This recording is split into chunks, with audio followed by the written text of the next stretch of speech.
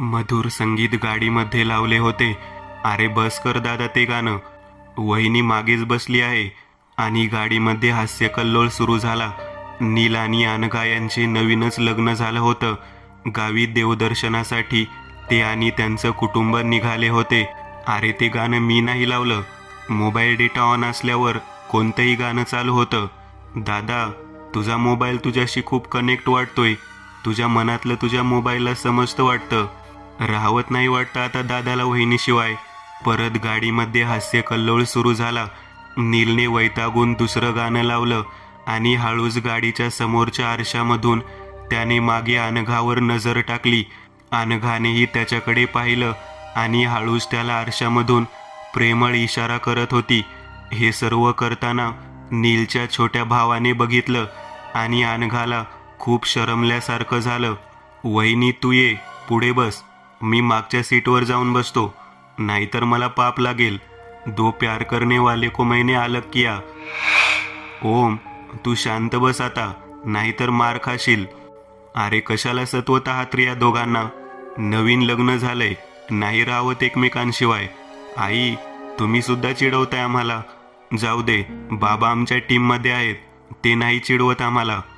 तुझे सासरे कसे चिडवतील तुम्हाला ते बघ, कसे घोरत झोपले आहेत. थोडा वेळ मजाक मस्तीमध्ये गेल्यावर रिया, आई आणि अनघा शांतपणे झोपी गेल्या. थोड्या वेळाने अनघाला जाग आली आणि गाडीच्या आरशामधून ती नीलला पाहत होती. नील ही तिला प्रेमाने बघत होता आणि गाडी चालवत होता. ओम, तुला झोप येत असेल ना? मागच्या सीटवर जाऊन झोप. इथे बसून डुलकी घेतलास तर मला सुद्धा झोप लागेल. अरे पण मला कुठे झोप लागते? मी तर मोबाईलवर आहे आणि मागे जागा कुठे आहे मला बसायला? सगळे शांत झोपले आहेत. तू गाडी चालव. हां, तू मगापासून मोबाईलमध्ये आहेस, माझ्याशी बोलत सुद्धा नाहीस. मग मला पण झोप लागते. जा, वहिनीच्या सीटवर जाऊन बस आणि तिला पुढे यायला सांग. अच्छा, असा प्लॅन केलाय का तुम्ही? मी तर मगाशीच जाणार होतो मागे बसायला. सांगायचं ना, वहिनीशिवाय राहू शकत नाही ते. एक सेकंद पण. थांबव गाडी आता, जातो मी मागे बसायला. नीलने गाडी थांबवली. रस्ता एकदमच सामसूम होता. ओमकार गाडीतून खाली उतरला आणि मागच्या सीटचा दरवाजा उघडला. वहिनी, हळू ये, खूप अंधार आहे इथे. खाली काय आहे ते दिसत नाहीये. अनघा तिच्या सीटवरून उतरली आणि तिने खाली रोडवर पाय ठेवला. हवेतील थंड गारवा तिच्या शरीराला लागला. बोचणाऱ्या थंडीमुळे तिचं अंग शहारून आलं. तिने थोड्या लगबगीनेच पुढच्या सीटचा दरवाजा उघडला. तिने एक पाय गाडीच्या आतमध्ये टाकला आणि दुसरा पाय ठेवणार तेवढ्यातच ती हळूच किंचाळली. आई ग, काय झालं अनु? तू ठीक आहेस ना? हो, मी ठीक आहे, पण छोटा काटा लागला पायाला. अनघाने तो काटा लगेच काढला आणि सीटवर बसून तिने दरवाजा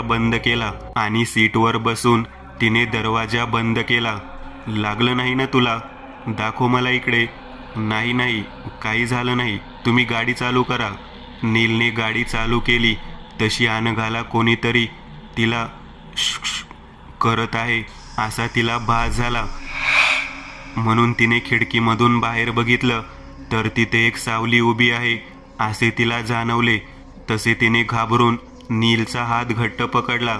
अनु, थांब जरा, मला गाडी तरी नीट चालवू दे. अहो, तिकडे मागे कुणी उभे आहे असे वाटलं मला. नीलने अनघाकडे बघितलं तर तिला दरदरून घाम फुटला होता. असं काही नसतं ग, तू तुझी सावली बघून घाबरली असशील. आधी पाणी पी आणि तोंड पुसून घे आणि शांत हो आधी. अनघा थोडी शांत झाली आणि तिला असाच भास झाला असेल असं तिला वाटलं. तिने नीलला विचारलं, किती वाजले? 2 वाजले आहेत. आता आपण लांजा पार केला आहे. अजून सावंतवाडी यायला सकाळचे 6 वाजतील. मी खरंच खूप लकी आहे जी मला एवढे प्रेम करणारी फॅमिली भेटली. मला अजून पण ते आपले कॉलेजचे दिवस आठवत आहेत. हो, आम्ही मुले आपल्या कॉलेजचं नाटक बघायला आलो आणि तू किती सुंदर अभिनय केलास. तेव्हाच मी तुझ्या प्रेमात पडलो होतो आणि तेव्हाच ठरवलं लग्न करीन तर फक्त तुझ्याशीच. किती मेहनत लागली. हो का? मेहनतीचं फळ पण मिळालंच ना तुम्हाला? हो, मिळवलंच. मी मगापासून बघतोय. गाडीत बसल्यापासून तू मला आहो जाओ करायला लागली आहेस? ते कशासाठी? ते आईंनी सांगितले की गावी गेल्यावर तुला आहो जाओ करायचं. अच्छा, असं आहे तर. अनघा नीलसोबत गप्पा मारताना मध्ये मध्ये गाडीतून बाहेर बघत होती. अनघाचे लक्ष बाजूच्या आरशात गेले. गाडीला एक सावली चिपकून आहे असं तिला वाटलं. तिने परत नीट लक्ष देऊन बघितले, पण तिथे कोणीच नव्हतं. एवढी टक लावून कुठे बघत आहेस? असं वाटलं की कोणीतरी. काही नाही, सोड, झाडाची सावली असेल. मनात भलते सलते विचार करून घेऊ नकोस आणि बाहेर बघू नकोस. तू फक्त माझ्याकडे बघत बस, मग तू घाबरणार नाहीस. नील आणि अनघा गप्पा गोष्टी करत कधी 6 वाजून गेले हे त्यांनाच समजलं नाही. बाबा, आई, रिया, ओमकार या सगळ्यांनाच एव्हाना जाग आली होती आणि चहा पिण्यासाठी नीलने गाडी एका छोट्या टपरीवर लावली. चहा पिताना अनघा थंडीने कापत होती. अगं अनघा, एवढी थंडी वाजायला काय झालं? ठीक आहेस ना तू? रियाने सहज म्हणूनच अनघाच्या डोक्याला हात लावला. बाबा रे, वहिनीला तर खूप ताप आला आहे. असा अचानक कसा ताप आला? काल रात्रीपर्यंत तर ठीक होतीस. ही रात्री पुढे बसली होती ना? किती वाजता गाडी थांबवली? लांजाला गाडी थांबवली तेव्हा 3 वाजले होते. अरे, रात्रीची गाडी थांबवायची नसते. आणि आजूबाजूला सामसूम असेल तर नाहीच. काही दुष्ट शक्ती असेल आजूबाजूला तर त्यांची वाईट नजर लागते. आणि तुमचं तर नवीनच लग्न झालं आहे. असं काहीच नसतं, फक्त मनाचे खेळ आहेत हे. रात्री खूप थंडी होती म्हणून सगळं झालं असेल. पण बघितलंस ना आता कशी थंडीने कापत आहे ती. नीलने अनघाकडे बघितलं आणि त्याला मनोमन असं वाटू लागलं की जर हिला रात्रीचं पुढे बसवायला बोलावलंच नसते तर बरं झालं असतं.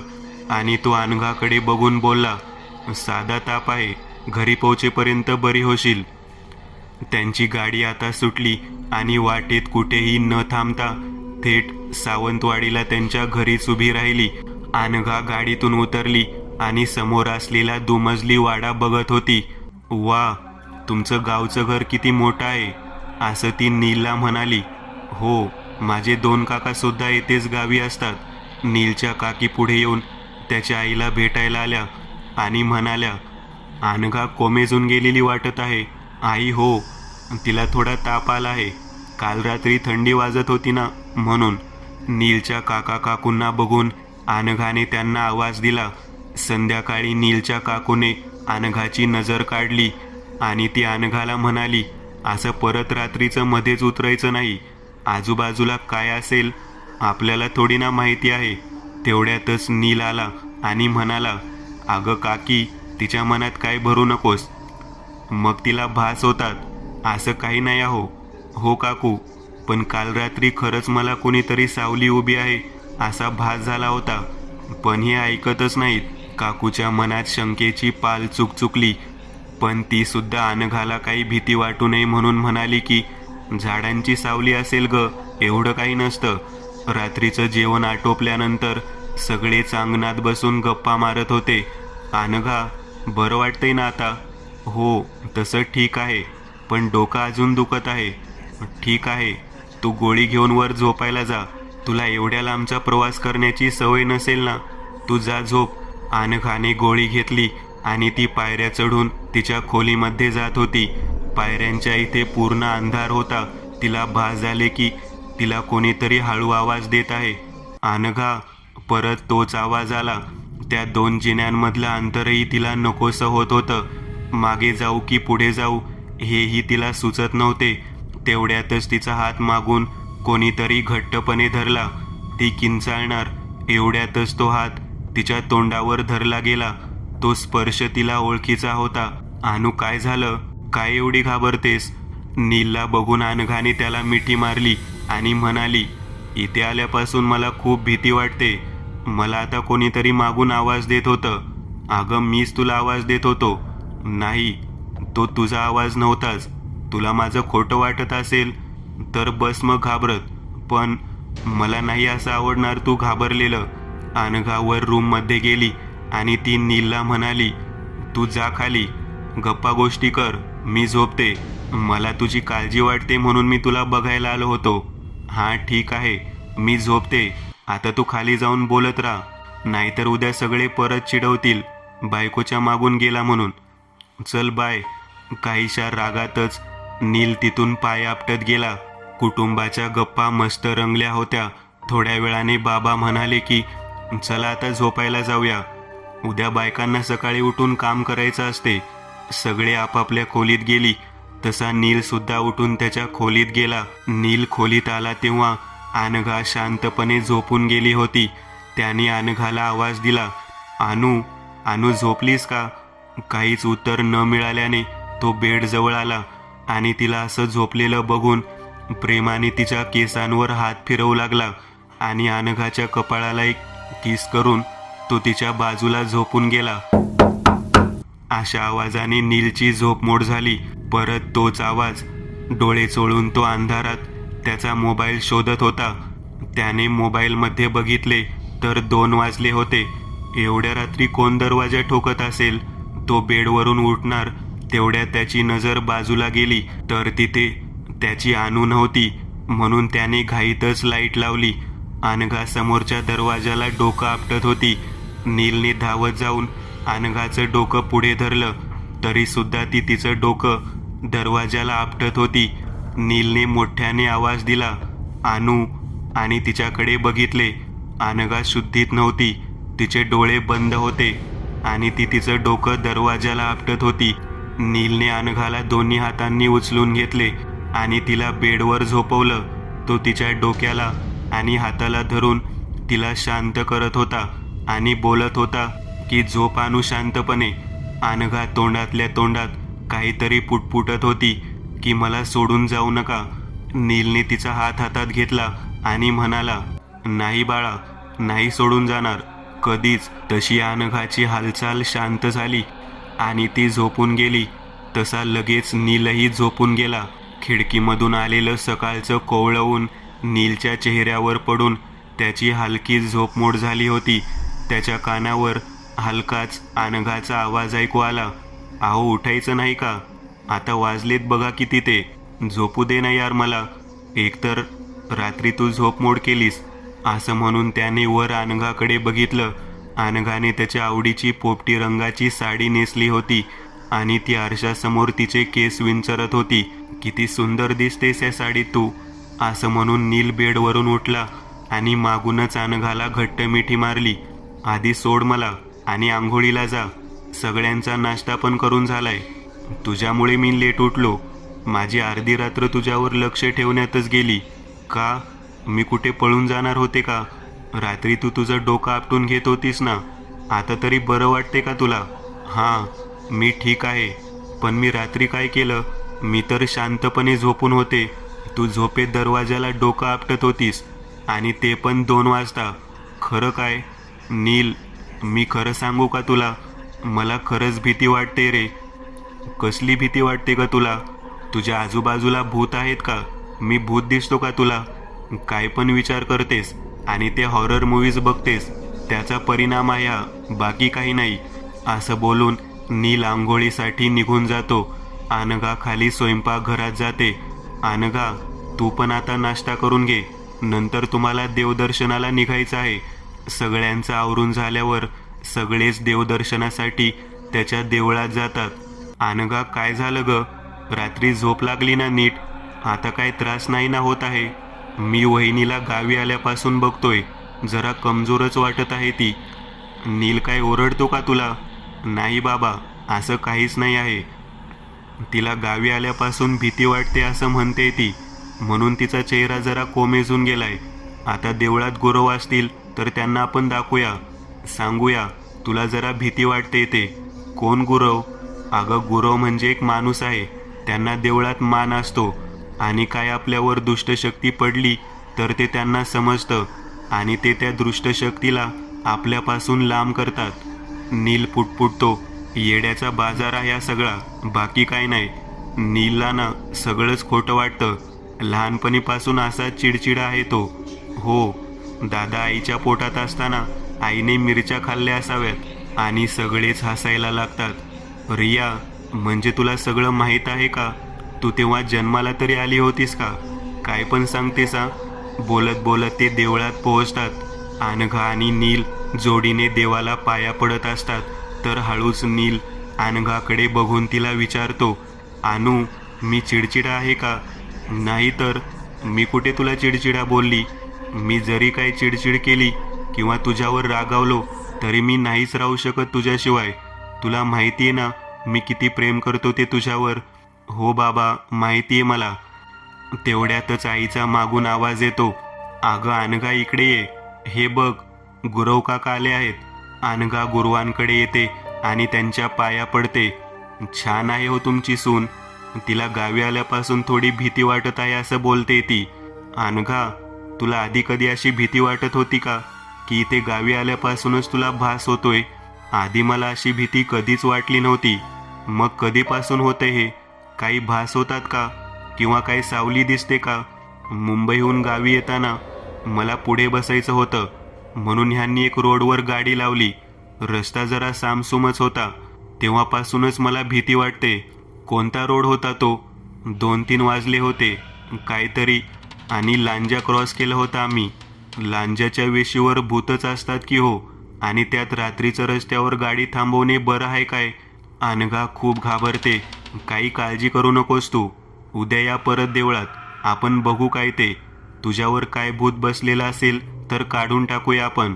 बरं, निघतो आता आम्ही, उद्या येऊ. नील लगेच अनघाला तिथून थोडं बाजूला घेऊन जातो आणि बोलतो, बघितलंस म्हातारा कसा टोप्या लावतो ते, काय पण पकवतोय.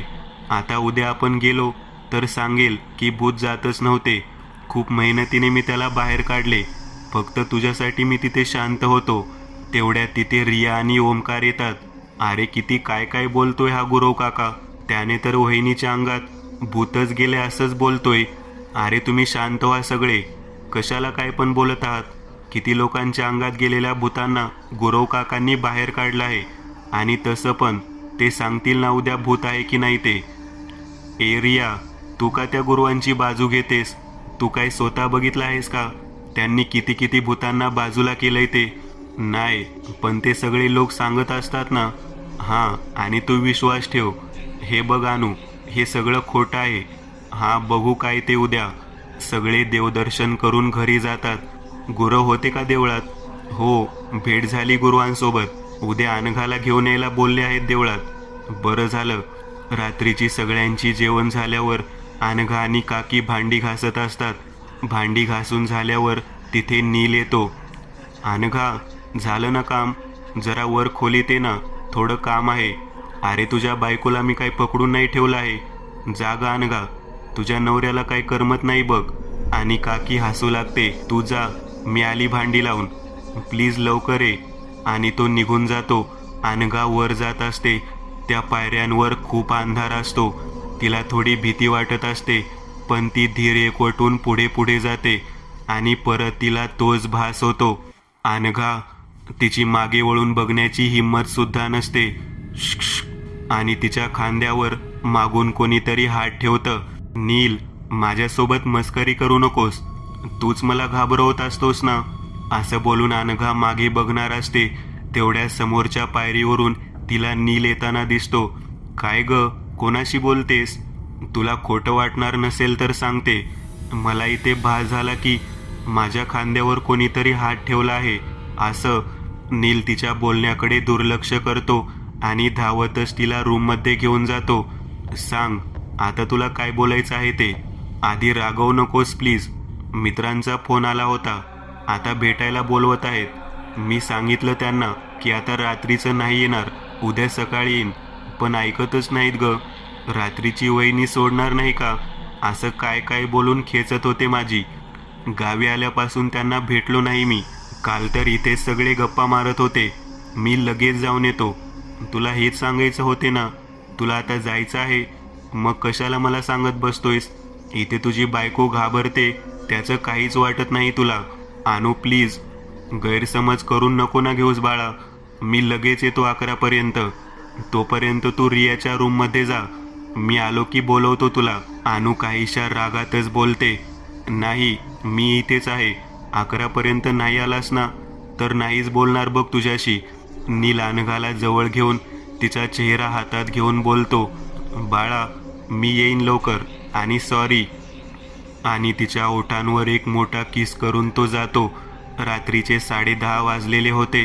अनघाला झोपच येत नसल्याने ती रियाच्या रूममध्ये जायचा विचार करते, पण ती तशीच परत मागे फिरते.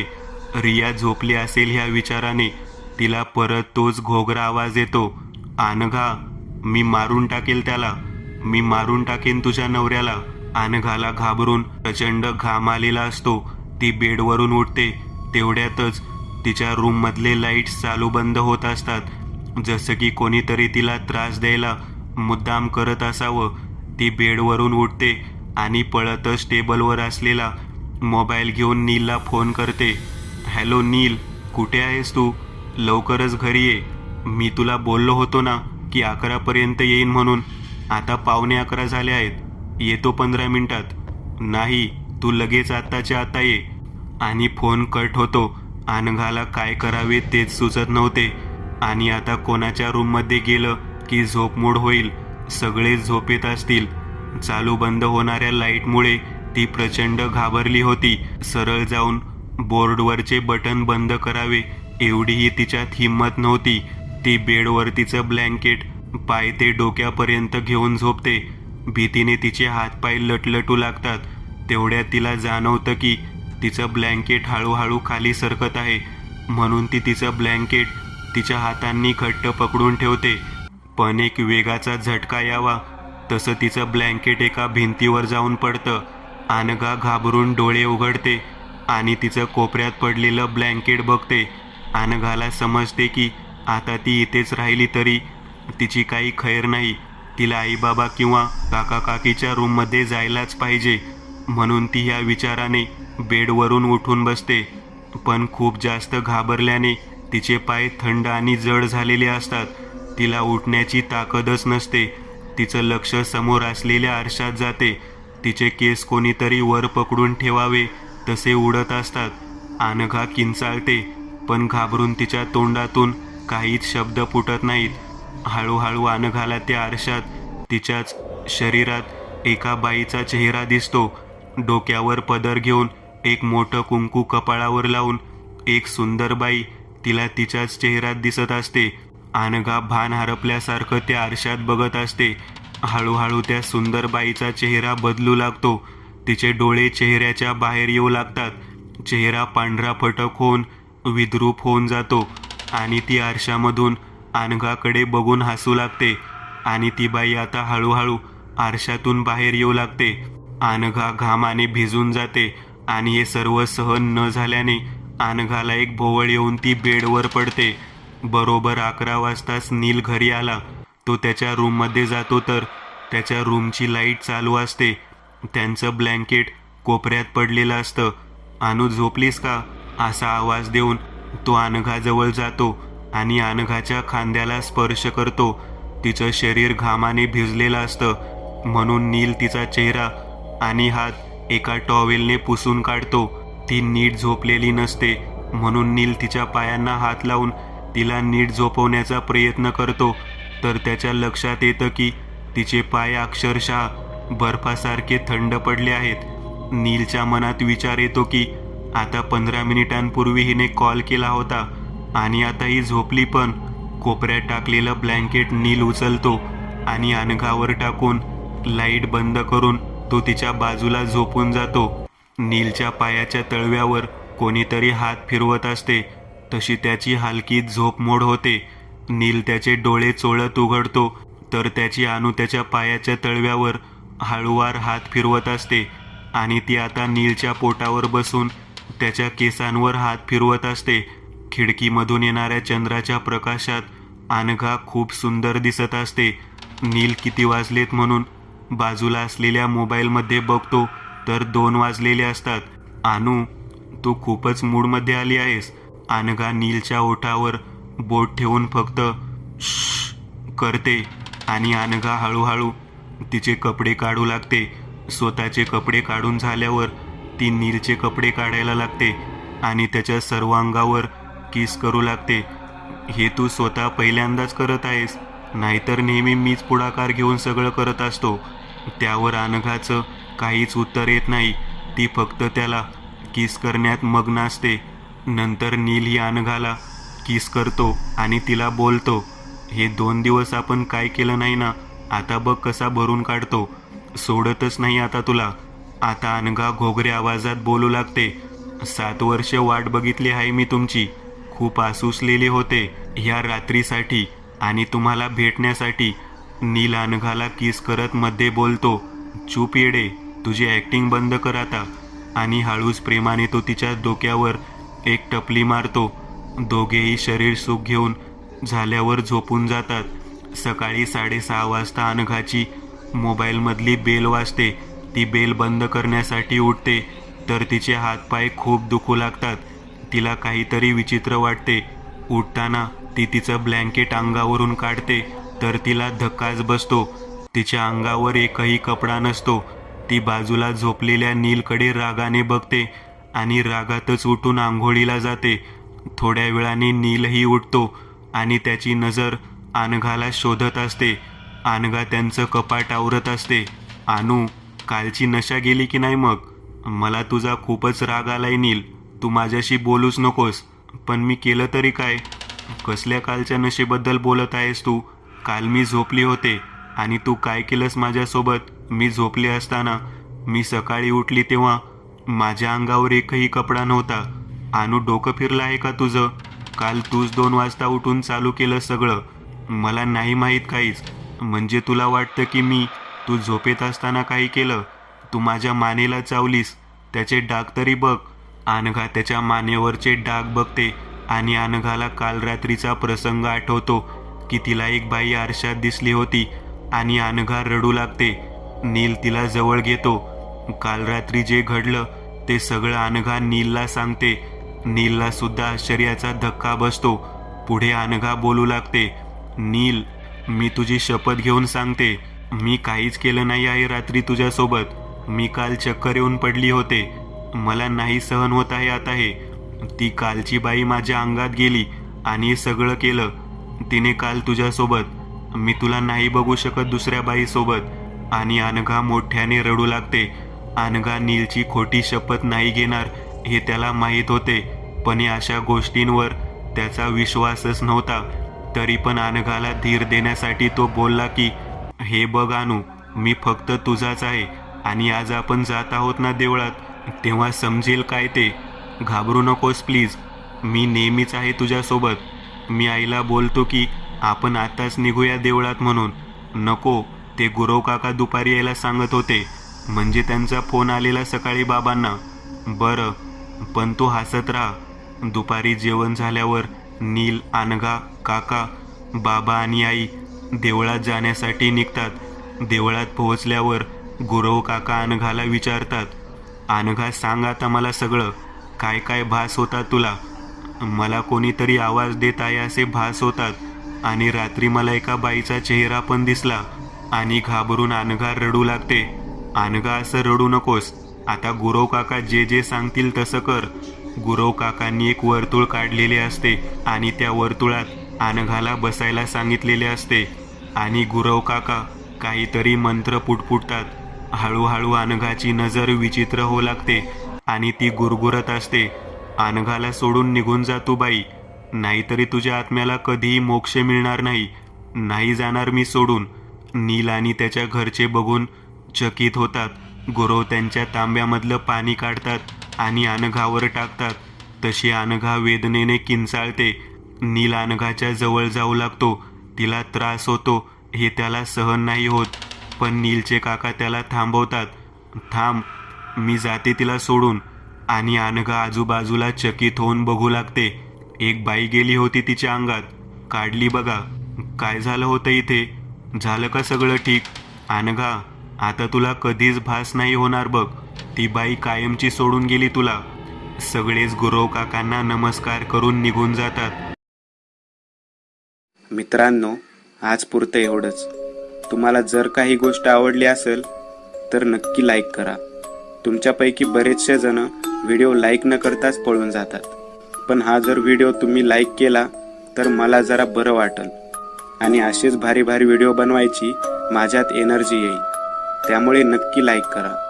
आणि अजूनही कोणी या चॅनलला सबस्क्राईब केलेलं नसाल तर लगेच सबस्क्राईब करून टाका आणि बाजूची घंटी ती मात्र दाबायला विसरू नका. देवाची घंटी आहे ती. चला तर मग पुन्हा भेटूया अशीच एक आगळी वेगळी गोष्ट घेऊन पुढच्या